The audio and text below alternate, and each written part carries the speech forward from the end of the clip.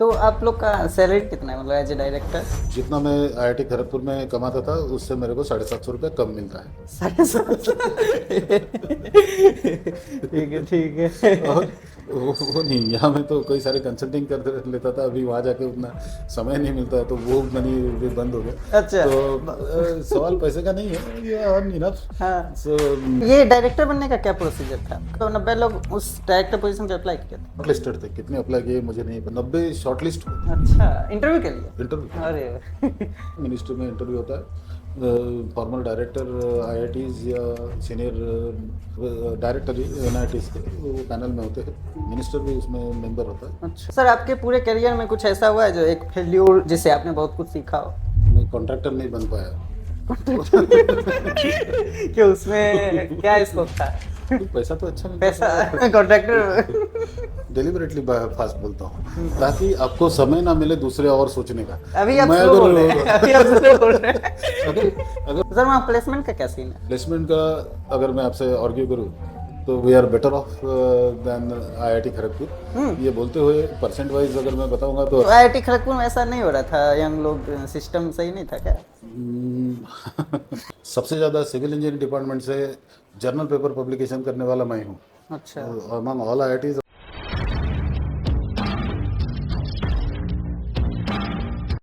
Hello sir, कैसे हैं आप? I am doing fine, doing तो good.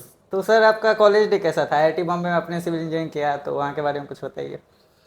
I did PhD from IIT Bombay and मतलब सिविल डिपार्टमेंट में नहीं था। मैंने PhD environmental school of environmental science and engineering से किया। अच्छा। सो छोटा डिपार्टमेंट था बट सिविल डिपार्टमेंट के नज़दीक ही था। तो मेरे काफ़ी मित्र लोग दोस्त लोग सिविल डिपार्टमेंट में भी थे, तो उनसे इंटरेक्शन होते रहता था। This is how I mix in the civil engineering department और काफ़ी नेटवर्किंग बनाया जो अभी भी लाइव है। मेरे साथ जो हॉस्टल में जो भी अदर कलीग्स थे तो few of them are faculty in civil engineering department और even chemical engineering department. This how the networking is. So culturally अगर आप बोलो तो आईआईटी खड़गपुर और आईआईटी बॉम्बे में because with in IIT it's all cosmopolitan culture, तो बहुत ज़्यादा कुछ कल्चरली मुझे डिफरेंस महसूस नहीं होता है as per as student life is concern. हाँ, फैसिलिटी आईआईटी बॉम्बे में बॉलीवुड से नज़दीक है, तो अच्छा। जो आपके सोशल फेस्ट होते हैं उसमें बड़े आर्टिस्ट आना कोई बड़ी बात नहीं है। खड़गपुर में मैं जो कि 8 साल स्प्रिंग फेस्ट का चेयरपर्सन रहा हूँ, तो बॉलीवुड बड़े स्टार या सिंगर को लाना हाँ। हमारे लिए कितना चैलेंज होता है। Particularly they are related to come from using road from Kolkata to Kharagpur, that's a major deterrent for us. वो हेलीकॉप्टर मांग लेते हैं, हम दे नहीं पाते हैं। ये प्रॉब्लम आईआईटी बॉम्बे में नहीं होता है, तो ये सोशल फेस्ट मैनेज करना उनके लिए आसान होता है, तो हमारे लिए थोड़ा और हेलीपैड पे चैलेंजिंग है। उतरता नहीं है क्या हेलीकॉप्टर? बट हेलीकॉप्टर पे तो खर्चा हमको देना पड़ेगा, विच विल बी 10-12 लाख आज के डेट में। मतलब अच्छा। शुरू शुरू के दिनों में 4-5 लाख का खर्चा होता था। हाँ। अब स्टूडेंट फेस्ट में तो आप तो जानते हो स्टूडेंट लोग बेचारे मेहनत करके स्पॉन्सरशिप लाते हैं, तो ट्रांसपोर्ट में अगर 30-40 लाख उड़ा देंगे तो ऑब्वियसली उनका बजट तो चरमरा जाएगा। तो आपका रिसर्च में कैसे इंटरेस्ट आया था तो? हाँ, वेरी गुड क्वेश्चन। मैं जब बीटेक कर रहा था तो मेरे को टीचिंग या रिसर्च ये सब चीज़ें बिल्कुल अच्छी नहीं लगती थी। मतलब टू बी फ्रैंक मैं कभी भी सोचा नहीं कि मैं टीचर बनूंगा। अच्छा। और बीटेक करने के बाद मैंने 1 साल कॉन्ट्रैक्टरशिप किया, सिविल कॉन्ट्रैक्टरशिप, जो कि अब आप जानते हो सिविल कॉन्ट्रैक्टरशिप तो आप चाहते हो तो ऐसे बंद नहीं होता है। बट जब मैंने 1 साल बाद मन बनाया कि अभी और वो भी क्यों बनाया, क्योंकि लैंग्वेज जब साइड पे आप खड़े रहते हो लेबर के बीच में, तो लैंग्वेज वो दिन भर गाली गलौज सुनते हो तो एक आध बार आपके मुंह से भी गाली निकल जाती है। जब पहली बार मेरे मुंह से गाली निकली तो मैंने सोचा नहीं बॉस, ये this is not for which I am born. तो सोचा नहीं, ये बंद करके अभी कुछ दूसरा करते। Then I applied. और वो टाइम पे जैसे आपका क्वेश्चन जो आपने शुरू में पूछा सिविल इंजीनियरिंग के साथ, हमारे टाइम पे उतना प्रॉब्लम नहीं था टू गेट अ जॉब, थोड़ा वेट करना पड़ता था। बट आप अप्लाई करो तो 1-2 महीने में इवन गवर्नमेंट जॉब भी मिल जा सकते थे, maybe to begin with temporary position subsequently getting converted into permanent position. तो ऐसी एक हरकत में मुझे Maharashtra water supply and sewerage board में असिस्टेंट इंजीनियर टेम्पररी का जॉब मिल गया। मेरे साथ जो टेम्पररी ज्वाइन किए थे आज भी 5-6 लोग मेरे कांटेक्ट में हैं। वो आज भी वो जो वहाँ कार्यरत है और एग्जीक्यूटिव इंजीनियर तक पहुँचे हैं। बट वो भी ज्वाइन करने के बाद मैं वहाँ जस्ट 50 दिन टिका। वो देखा, वो कल्चर मुझे नहीं पसंद आया। एट द टाइम मेरा एज उम्र था 23 साल। 23।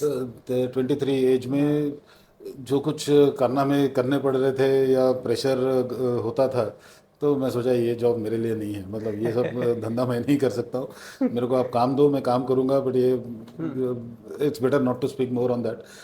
बट मैंने 50 दिन बाद, 50वें दिन मैंने वहाँ रेसिग्नेशन दे दिया। अच्छा। घर में आके मदर को बोला कि मैंने तो रिज़ाइन कर दिया। खूब डांट खाया कि हमको बिना पूछे आपने रिज़ाइन कर दिया। वो पोजीशन मिलने के लिए लोग लाख लाख रुपया देते हैं, तब कहाँ वो पोजीशन मिलता है, और आप छोड़ के आ गए और एक शब्द से पूछा भी नहीं हमको कि मैं जॉब छोड़ रहा हूँ। मैं चिंता मत करो, मेरे को नीरी में प्रोजेक्ट में नौकरी मिल गई है।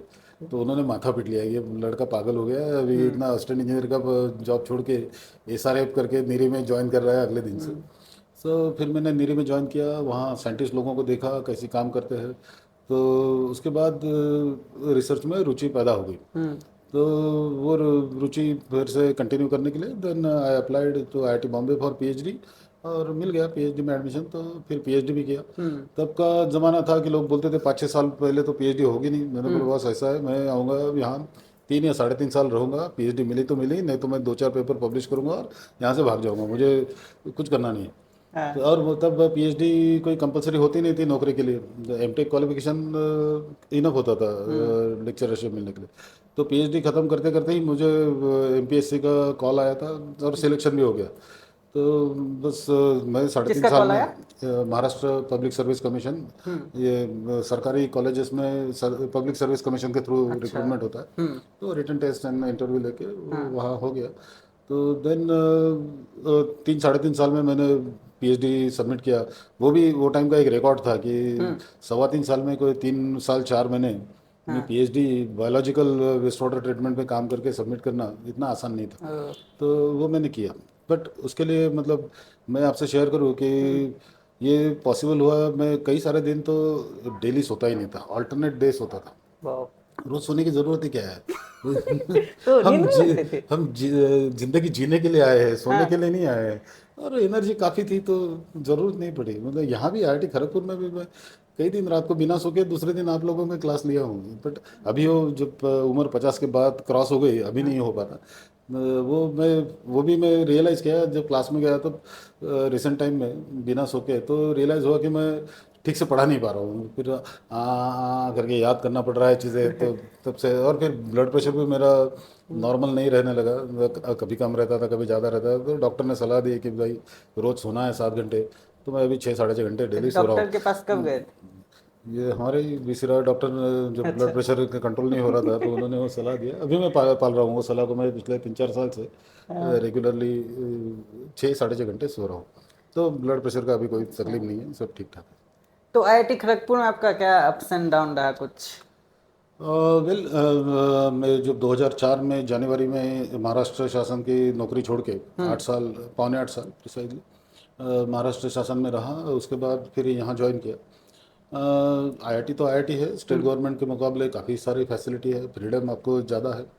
मेरे को शुरू में बहुत अच्छा सपोर्ट मिला, पर्टिकुलरली अगर आप किसी का नाम लेने के लिए बोलो तो प्रोफेसर पीपी चक्रवर्ती जब डीन श्रीक हुआ करते थे, तो उन्होंने बुला के ज्वाइनिंग के बाद आपकी स्ट्रेंथ क्या है, फिर रिसर्च एरिया क्या है, लोगों से इंट्रोड्यूस कराना, यहाँ प्रोजेक्ट लिखो, ये फंडिंग एजेंसी। सो हैंड होल्डिंग इनिशियल डेज में बहुत अच्छा मिला। अच्छा। और बस हम काम करते गए। तकदीर से स्टूडेंट का भी सपोर्ट अच्छा मिला। अभी आज के डेट में मैं आज 36 पीएचडी गाइडेंस कंप्लीट कर रहा हूँ। हाँ। वो शायद सिविल डिपार्टमेंट में एक उच्चांक है। मेरे अच्छा। से ज़्यादा भी करने वाले होंगे सिविल में? Definitely civil department. बट आपका सबसे ज्यादा है क्या? मेरे नहीं, ऐसा तो मैं क्लेम नहीं करता हूँ जनरल से, but it is definitely large number. हाँ। तो स्टूडेंट लोग भी अच्छे मिलते गए, पर्टिकुलरली एनवायरनमेंट के एमटेक करने वाले। शुरू के दिनों में तो लोअर रैंक वालों को गाइड करते करते फिर धीरे धीरे मैं भी प्रेफरेंस होते गया कि टॉपर लोग ही, क्योंकि नंबर तो लिमिटेड रहते हैं, तो टॉपर लोग ही आने लगे। देन हमने PK Sinha centre for bio energy शुरू किया, स्कूल ऑफ वाटर रिसोर्सेज शुरू किया। वहाँ से भी टॉपर लोग एमटेक किए, फिर कन्वर्ट करके पीएचडी किए। हर स्टूडेंट ने अपने तरफ से अच्छा सा कंट्रीब्यूशन किया, तो उसके वजह से एटलीस्ट सिविल के पीएचडी गाइडेंस का तो मैं क्लेम नहीं कर सकता हूँ, पर मैं ये ज़रूर क्लेम करता हूँ कि इंडिया में, भारत में सबसे ज़्यादा सिविल इंजीनियरिंग डिपार्टमेंट से जर्नल पेपर पब्लिकेशन करने वाला मैं हूँ। अच्छा। Among all IITs, among all NITs congratulation. And any of the engineering colleges in India, सबसे ज़्यादा सिविल में जो शोध पत्र लिखना है वो मेरे हाँ। नाम से। ये अभी पिछले साल से ही वो अच्छा, उच्चांक मैंने हासिल किया है। तो आप अभी NIT पुदुचेरी के डायरेक्टर हैं, तो वहाँ आपने क्या नया नया किया है कुछ? नया जब से मैंने पद संभाला है, तो हम अभी भी प्रोजेक्ट मोड में हैं। हमारे यहाँ 5 इंजीनियरिंग डिपार्टमेंट्स है, computer science, electrical, electronics, civil and mechanical. 3 basic science department है, and physics, chemistry, mathematics, and education भी है, एंड ह्यूमैनिटीज़। तो अभी तो मेरा फिलहाल जो कंसंट्रेशन है, मतलब जो लक्ष्य है, वो इंजीनियरिंग डिपार्टमेंट्स की कंस्ट्रक्शन पूरी कराना। अच्छा। अभी मेरे सतत प्रयास है electrical, computer, electronics and mechanical, वो लोग अभी ये साल अपने एलोकेटेड प्लेस में लैब उनके शुरू कर पाएंगे। अभी शुरू है, मतलब ये सेमेस्टर में अभी, और civil is about to get their place, and computer science will be the last. ये 1-2 महीने में ये ट्रांसफॉर्मेशन हो जाएगा। उसके बाद ये इंजीनियरिंग ब्लॉक जो है वो पहली बार अभी अस्तित्व में आ रहा है, उसका अच्छा। इनाग्रेशन कराना, और उसके बाद will be out of project mode, और फिर हम एक्सपांड कर सकते हैं। तो एक्सपांशन में मेरा एम्फोसाइज है कि बीटेक इन AI/ML शुरू शुरू करना, जो कि अभी डिमांड कोर्स है। देन ये माइक्रो चिप्स, चिप मैन्युफैक्चरिंग, जो इलेक्ट्रॉनिक्स का जो ब्रांच है, उसमें एमटेक हम अभी प्रपोज कर रहे हैं, बट इवेंचुअली बीटेक स्पेशलाइजेशन भी हम उसमें स्टार्ट करेंगे। और साउथ इंडिया में वहाँ chemical engineering and bio process engineering, उसका एक बीटेक शुरू कराना, ये अच्छा। हमारा भी उद्देश्य है, और उस तरह से हम काम कर रहे हैं। Government of India, ministry of education loan facility उपलब्ध कराता है, तो उस प्रपोजल अभी हम 2 महीने हमको लगेंगे प्रोजेक्ट मोड से आने के लिए, बट समय ना गवाते हुए हमने उस पर काम करना शुरू कर दिया है। तो अभी CPWD हमको एस्टिमेट देगा, हमारे प्रिलिमिनरी मीटिंग हो गई है, तो 1-2 महीने में जैसे ही हम प्रोजेक्ट मोड से बाहर आते हैं, तो हमारा वो काम तैयार रहेगा, तो हम हेपा लोन लेके ये इंस्टीट्यूट को एक्सपांड करेंगे। आज के अच्छा। डेट में हमारे पास फैकल्टी पोजीशन 102 ही है, IIT के खड़गपुर के कंपैरिजन में कुछ नहीं। यहाँ तो एक स्टूडेंट्स डिपार्टमेंट भी 102 है। स्टूडेंट स्ट्रेंथ 1460 है, जो वहाँ कि पे, हाँ। यहाँ, हाँ, अच्छा। टोटल यहाँ के बीटेक ही इनटेक 1900 के ऊपर है। तो धीरे धीरे हम एक्सपांड करते जाएंगे, बट फॉर्चुनेटली लास्ट ईयर हम लोग NIRF रैंकिंग अभी 97 है 100 में से। सो अच्छा। विद इन 100 आने की वजह से हमारे लिए और ज़्यादा उपलब्धियाँ, मतलब जो कई सारे कॉल होते हैं, they are only restricted to top 100 NIRF ranking institute, तो हम उसमें अच्छा। अभी क्वालिफाई हुए हैं। तो QIP सेंटर खोलना, ये करना, मतलब अलाइड जो जो स्कोप है वो हम कर रहे हैं। और दूसरा, मैं वहाँ ख्याल दे रहा हूँ कि फैकल्टी को encourage करो, उनको पीछे नहीं करो, मतलब as a administrator, I should be facilitator for the faculty to encourage them to do more, rather than restricting them rules and position।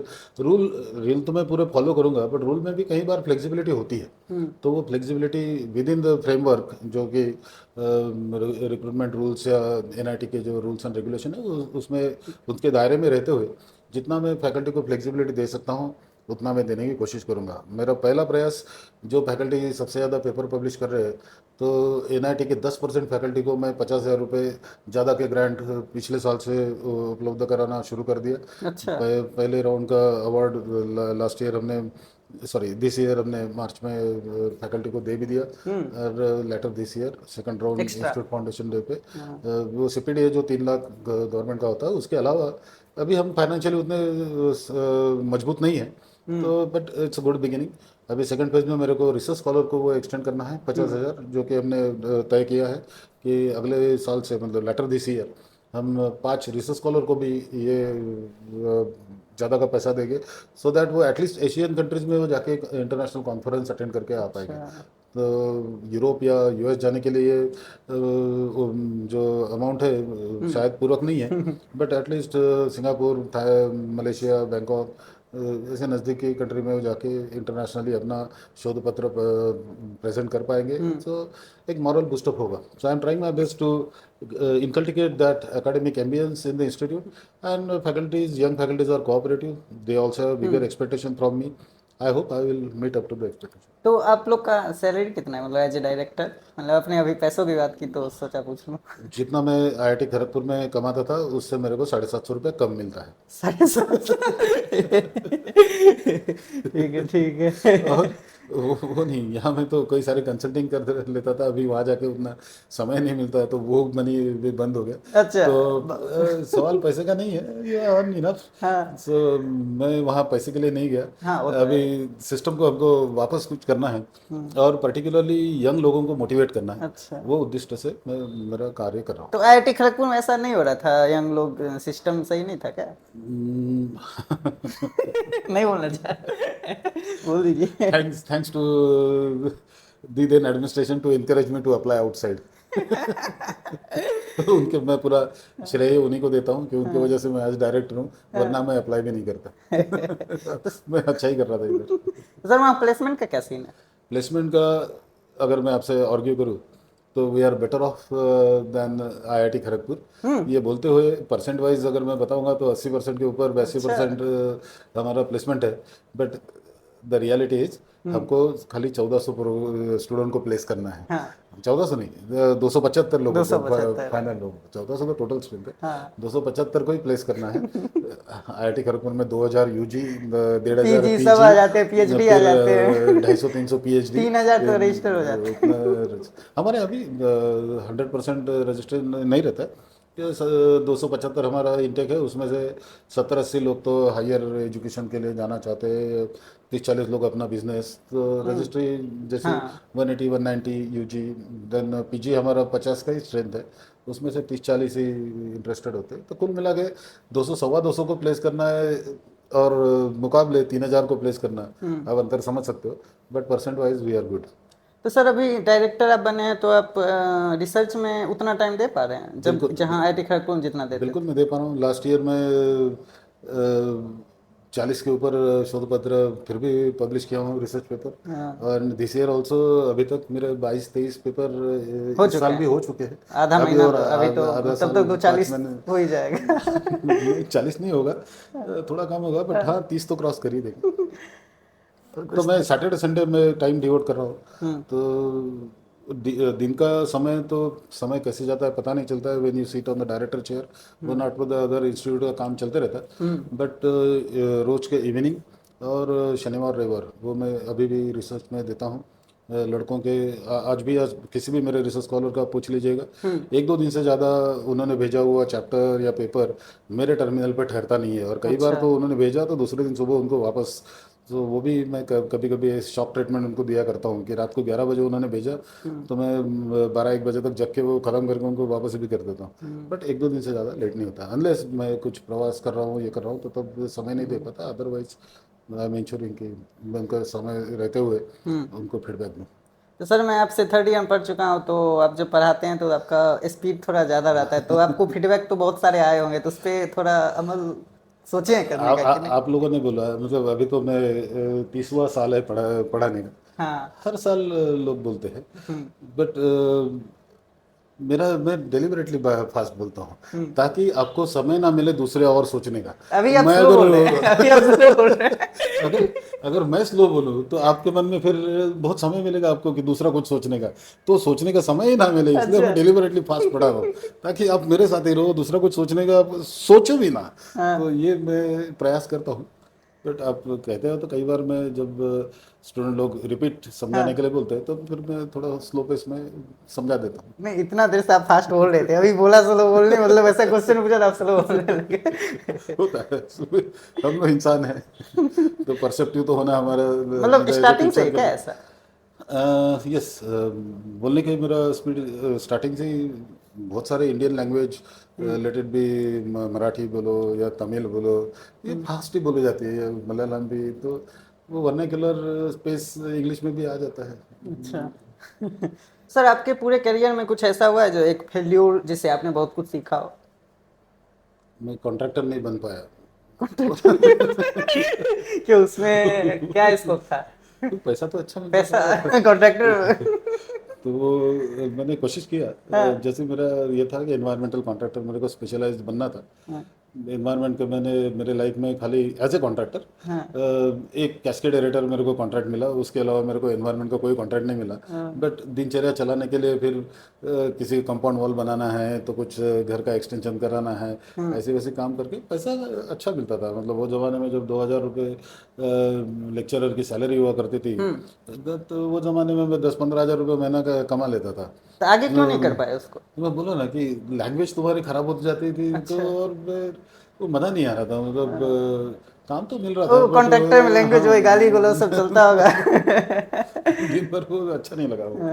तो वो एक खंत है कि बट वो फिर इसलिए मैं बाद में एकेडमिक्स में आया, टीचिंग में आया, हम्म कि यहाँ आप टीचिंग भी कर रहे हो, यहाँ आप रिसर्च भी कर रहे हो, और यहाँ आप कंसल्टिंग भी कर रहे हो। हम्म मैंने इंडिया में ही नहीं, इंडिया के बाहर भी इफ्लुएंट ट्रीटमेंट प्लांट बनाया, जो कि मेरे को कॉन्ट्रैक्टर करके कभी मौका नहीं मिला। तो वो मेरे को टीचिंग में आईआईटी में आने के बाद मैंने 2 प्लांट मलेशिया में बांधे, एक श्रीलंका में बांधा, फिर नैरोबी में भी मैंने एक डिज़ाइन दिया हुआ हूँ। और हम्म। इंडिया में तो उड़ीसा में बहुत सारे सीवेज ट्रीटमेंट प्लांट, छत्तीसगढ़ में, देन झारखंड में, झारखंड के पहले वाले सीवेज ट्रीटमेंट प्लांट शायद मैंने रहा, एसोसिएटेड रहा। रायपुर का सीवेज ट्रीटमेंट प्लांट का डिज़ाइन चेक किया हूँ, तो जयपुर का, राजस्थान का किया हूँ। और इंडस्ट्री के more than 3 dozens sewage treatment plant. And on the top of it IIT Kharagpur में 30% of sewage generated on campus, I am treating it through my project fund, or producing nearly potable quality treated water। तो 30% हमारी capacity है जो treatment plant है, तो वो almost portable quality treated water produce कर रही है। अच्छा। और हम लोग पॉन्ड रिचार्जिंग को यूज़ कर रहे हैं, या हॉर्टिकल्चर के लिए हॉस्टल्स में अभी वो पानी यूज़ कर रहे हैं, जिसमें हमको सेविंग है एंड पे बैक है। क्योंकि हमारा कंसावती से जो पानी आता है उसकी हमारी कॉस्ट 25-26 रुपया पर किलो लीटर है। ये हमारी treatment cost, life cycle costing 11-12 रुपये पर किलो लीटर है। तो there is a net saving of 13-14 rupees per kilo litre of water that we are using. So IIT Kharagpur को उसका बेनिफिट मिल रहा है। तो आप जब बचपन में थे तब आपको क्या बनने का सपना अपना था? कोई सपना नहीं था कोई सीरियसली। सपना नहीं था। मतलब वो अभी आपके यंगस्टर, यंग लोगों को बोलना नहीं चाहिए, हाँ बट मैं तो कॉलेज डेज में लोग 11वीं 12वीं में बहुत पढ़ाई करते हैं, पढ़ाई पे ध्यान देते हैं। मैं कम से कम इवनिंग में 3-4 आवर्स, कॉलेज से आने के बाद हमारा कॉलेज 4 बजे छूट जाता था, तो 7-8 बजे तक तो ग्राउंड में ही खेलते रहता था। हम्म तो मदर फादर डांटते थे ऑब्वियसली, तो मैं उनको बोलता था, उनका भी ध्येय कोई बहुत बड़ा नहीं था। उनका ध्येय था कि डिप्लोमा में आप एडमिशन मिलाओ, बस इतना पढ़ाई करो। बट हाँ, मैंने उनको गारंटी दिया था कि मिल जाएगा, डिप्लोमा में तो एडमिशन ज़रूर मिल जाएगा। बट नसीब अच्छा था, तो इंजीनियरिंग में एडमिशन मिल गया, तो इंजीनियरिंग का प्रवास शुरू हो गया। फिर इंजीनियरिंग के बाद डायरेक्टर ही कॉन्ट्रैक्टरशिप, बन जैसे गया। मैंने बोला नहीं चला, तो एमटेक किया। एमटेक के हाँ बाद फिर असिस्टेंट इंजीनियर का कोशिश किया, वो भी फेल हो गया, तो मतलब अच्छा नहीं लगा, फेल किया हुआ। तो फिर साइंटिस्ट बने, साइंटिस्ट के बाद टीचिंग में आ साइंटिस्ट कहाँ थे आप? गए। National environmental engineering research institute Nagpur, अच्छा। 1 साल 1992 में मैं वहाँ सीनियर रिसर्च फेलो करके तो आपको कंप्लीट कर कैंपस दिया। कहाँ का सबसे अच्छा लगा? आईआईटी बॉम्बे या आईआईटी खड़गपुर या एनआईटी पुदुचेरी? NIT पुडुचेरी अभी तो डेवलपिंग फेज में है, अच्छा हाँ तो तो हमको ही ठीक। कुछ जो भी करना है, बहुत सारी हाँ फैसिलिटी अभी नहीं है। जैसे मार्केट मार्केट मैंने अभी शुरू किया हूँ, तो अभी टेंडरिंग और दुकान शॉप्स अभी खुलने लगेंगे अच्छा। ये महीने से, मतलब अगले महीने से, अगस्त से। कैंपस में बोला, student life both are old. IIT campus जो फैसिलिटी IIT बॉम्बे में है, वो IIT खड़गपुर में भी है। रादर कई हिसाब से बीइंग द लार्जेस्ट कैंपस, जैसे फूड इटरीज IIT बॉम्बे में नंबर कम है, बट IIT खड़गपुर में बहुत ज़्यादा चॉइस है आपके पास फूड क्वालिटी का। बट ओवरऑल लाइफ स्टाइल वही है, क्योंकि मैं स्टूडेंट के साथ भी एसोसिएटेड रहा, स्प्रिंग फेस्ट के चेयरमैन, कमेटी चेयरमैन के। सो 10-12 साल अच्छा, मतलब मुझे अच्छा लगा स्टूडेंट के साथ मिलजुलना। अच्छा तो स्प्रिंग फेस्ट में आप थे चेयरमैन, चेयरपर्सन, तो हाँ, कैसा था वहाँ एक्सपीरियंस काम कुछ? करते हुए जो स्टूडेंट बॉडी होती है उनके साथ तो मेरे अच्छे रिलेशन रहे। हाँ बट जो आउटसाइड क्राउड आता है उसके वजह से मैं थोड़ा, मतलब हो सकता है मेरा उम्र होते गया, हाँ तो जो भी मेरे को एडवर्स इफेक्ट दिखे, तो put it in simple word, every year जो मैग्नीट्यूड ऑफ शॉक मेरे को मिलता था वो पिछले साल से ज़्यादा होता था।